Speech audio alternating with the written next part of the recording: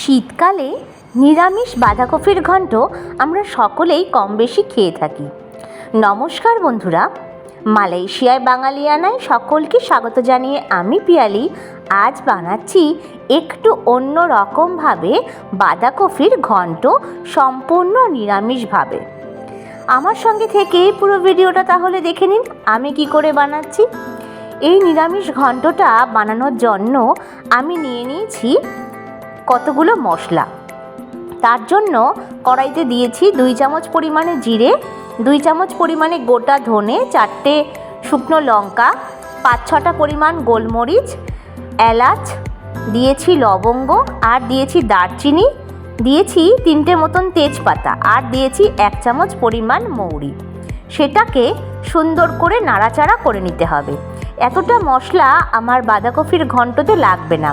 আমি একেবারেই মশলাটা বানাচ্ছি, যে কোনো নিরামিষ রান্নায় এই মশলাটা ড্রাই রোস্ট করে দিলে দুর্দান্ত টেস্ট হয়। সুন্দর করে নাড়াচাড়া করে নিচ্ছি। একটা সুন্দর গন্ধ বেরোলে এটাকে একটা প্লেটে নিয়ে ঠান্ডা করতে দেব। আমার চ্যানেলে যারা নতুন বন্ধু তাদেরকে অনুরোধ করছি আমার চ্যানেলটাকে সাবস্ক্রাইব করার জন্য, আর যারা ফেসবুক থেকে দেখছেন তারা অবশ্যই আমার পেজে গিয়ে ফলো করে দেবেন। দেখুন মশলাটা আমার শুকনো হয়ে গেছে। এবার এটাকে ঠান্ডা করে একটা মিক্সিং জারে গুঁড়ো করে নিয়েছি।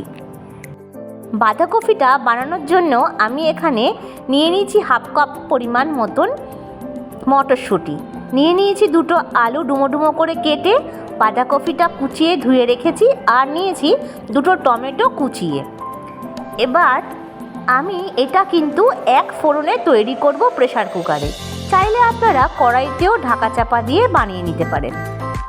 তার জন্য প্রেসার কুকারে দিয়ে দিলাম 4-5 চামচ পরিমাণ সর্ষের তেল। তেলটা ভালো করে গরম হলে এর মধ্যে দিয়ে দিচ্ছি 1 চামচ পরিমাণে 5 ফোড়ন, আর দিচ্ছি 2টো তেজপাতা আর 2টো শুকনো লঙ্কা। সেটাকে সুন্দর করে নাড়াচাড়া করে নিতে হবে। একটা সুন্দর স্মেল বেরোলে পরে এর মধ্যে আমি যে ডুমো ডুমো করে কেটে রাখা আলু ছিল সেটাকে দিয়ে দেব। এই ফাঁকে আরও একটা মশলা আমি তৈরি করে নেব। নিয়ে নিয়েছি আদা আর কাঁচা লঙ্কা, সেটাকে সুন্দর করে পেস্ট করে নিতে হবে। দেখুন এখানে মশলাটা ভাজা হয়ে গেছে ফোড়নটা, তাই এর মধ্যে আমি আলুগুলো দিয়ে দিলাম। এবার এটা দিয়ে সুন্দর করে নাড়াচাড়া করে নেব। আলুটা একটুখানি নরম হওয়া অবধি অপেক্ষা করব।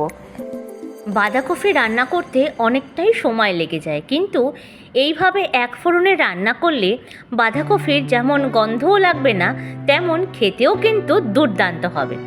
আলুটা নরম হয়ে গেলে এর মধ্যে দিয়ে দিচ্ছি 1 চামচ পরিমাণ নুন আর 1 চামচ পরিমাণ হলুদের গুঁড়ো। তারপর সেটা দিয়েও সুন্দর করে নাড়াচাড়া করে নেব।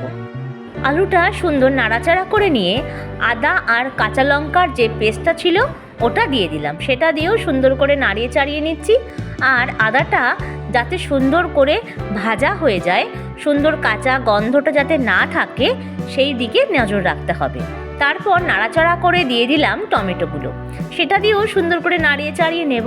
টমেটোটা এই পর্যায়ে দিলে বাঁধাকপিতে একটা সুন্দর রং আসে, তাই জন্যই তেলের মধ্যে টমেটোটাকে দেওয়া। এটাকে দিয়েও সুন্দর করে নাড়িয়ে চাড়িয়ে কষিয়ে নিয়ে দিয়ে দিচ্ছি মটরশুঁটিগুলো। তারপর আবারও কিছুক্ষণ কষিয়ে নেব।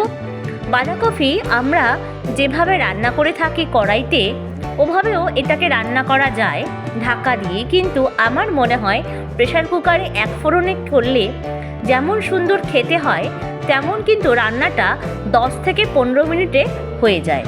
এর মধ্যে এবার আমি বেশ কিছু মশলা অ্যাড করছি। দিচ্ছি 1 চামচ পরিমাণ ধনের গুঁড়ো, 1 চামচ লঙ্কার গুঁড়ো, আর দিচ্ছি 1 চামচ পরিমাণ জিরে গুঁড়ো।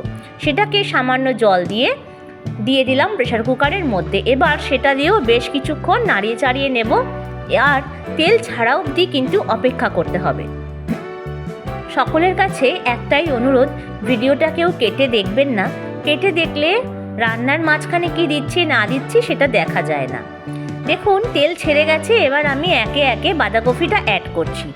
বাঁধাকপিটা কিন্তু আমি পুরোটা একেবারে দেব না, অল্প অল্প করে দিয়ে নাড়িয়ে চাড়িয়ে নেব। কিছুটা বাঁধাকপি দিলাম, তারপরে দেখুন মশলার সঙ্গে আমি ভালো করে কষিয়ে নিচ্ছি।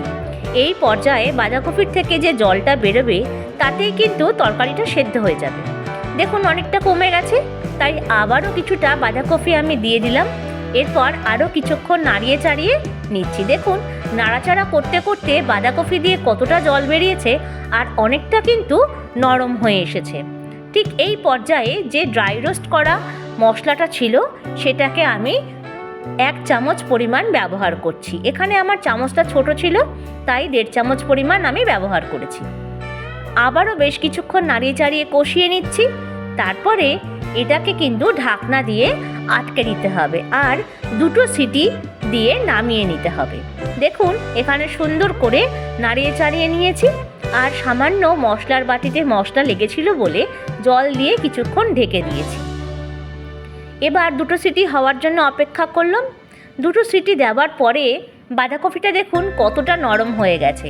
ঠিক এই পর্যায়ে আমি নুনটা চেখে দেখলাম কম আছে বলে সামান্য পরিমাণ নুন দিলাম আর দিলাম 1 চামচ পরিমাণ চিনি।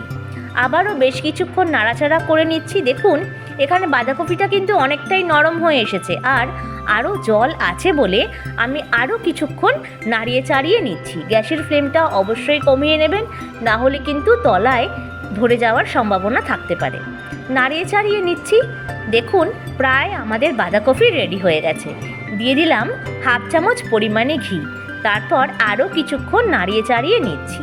তাহলেই রেডি হয়ে গেল আমাদের 1 ফোড়নে নিরামিষ বাঁধাকপির ঘন্ট। বন্ধুরা এই বাঁধাকপির ঘন্টটা খেতে কিন্তু দারুণ হয়েছিল। বাড়িতে সকলেই ভীষণ প্রশংসা করেছিল। অবশ্যই আমার মতন প্রসেসে একবার এই রকমভাবে 1 ফোড়নে বাঁধাকপির ঘন্টটা রান্না করে কমেন্ট বক্সে জানাবেন কেমন লাগলো। আর যদি এইভাবে আপনারা করে থাকেন তাহলে তো কোনো কথাই নেই। ভিডিওটা ভালো লাগলে লাইক, শেয়ার আর কমেন্টস করতে একদম ভুলবেন না। আর যারা ফেসবুক থেকে দেখছেন তারা অবশ্যই আমার পেজে গিয়ে ফলো করে দেবেন। আর আমার চ্যানেলের নতুন বন্ধুদের সাবস্ক্রাইব করবার জন্য অনুরোধ রইল। আর আপনারা আমাকে ইনস্টাগ্রামেও ফলো করতে পারেন, সেখানেও আমার তৈরি করা অনেক রেসিপি আছে। প্রত্যেকে ভালো থাকবেন, সুস্থ থাকবেন, অনেক আনন্দে থাকবেন।